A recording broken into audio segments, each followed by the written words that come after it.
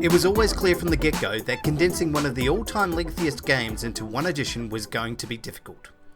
The struggle with fitting an HD upgrade, game mechanics overhaul, and all that story means that something has to give. In the Final Fantasy VII Remake, the story finally tapped out, meaning that this release is only part one of a larger trilogy release schedule. Square Enix has smartly not labelled this with a Part 1 badge, as there's certainly enough content in here for one complete game. However, the ending may leave fans of the original release thirsty for more. It's interesting to see that the Final Fantasy VII Remake is a faithful retelling of the story, which has definitely received a shot in the arm, making it much more modern and aligned with the expectations of newer releases.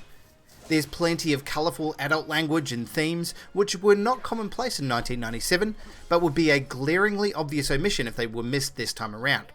Final Fantasy VII has grown up with its audience and the shiny new coat fits well. The combat play in this game is likewise top notch.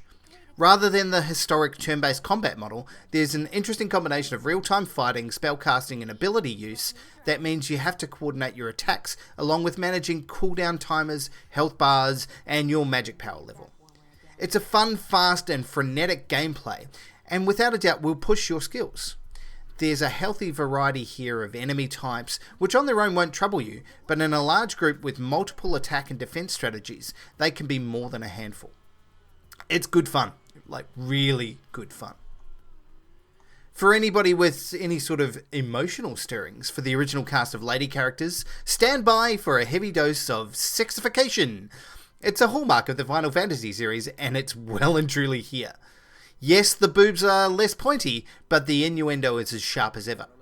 The female characters here are immediately and uncontrollably attracted to our main character Cloud, and will contort their bodies in all sorts of weird and wonderful and completely ridiculous ways to show just how joyously happy they are to spend time with the prettiest merc on the planet.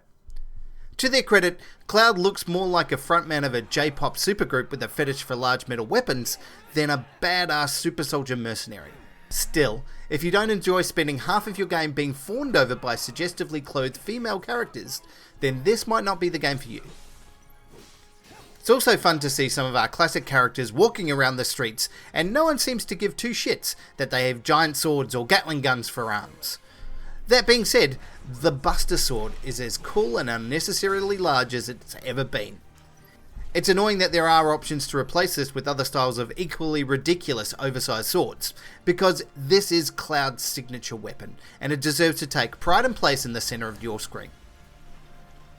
Some of the RPG elements in this game feel a bit unnecessary, although this has been tempered by the strongly recommended ability to apply auto settings for upgrades to your weapons and characters. That is, unless you like spending 20 minutes deciding which 5% buff really builds out your character.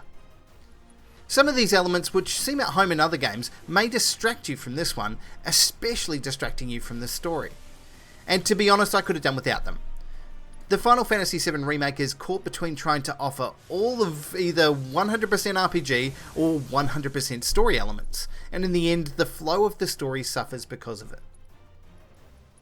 Perhaps it's the legacy of the original Final Fantasy VII looming over this remake, or just that Square Enix can't break out of the rut, but some of the old game mechanics could do with the same impressive improvement and overhaul as the rest of the game. There's lengthy walking tunnels between cutscenes which are frustrating and really add nothing to the otherwise excellent product.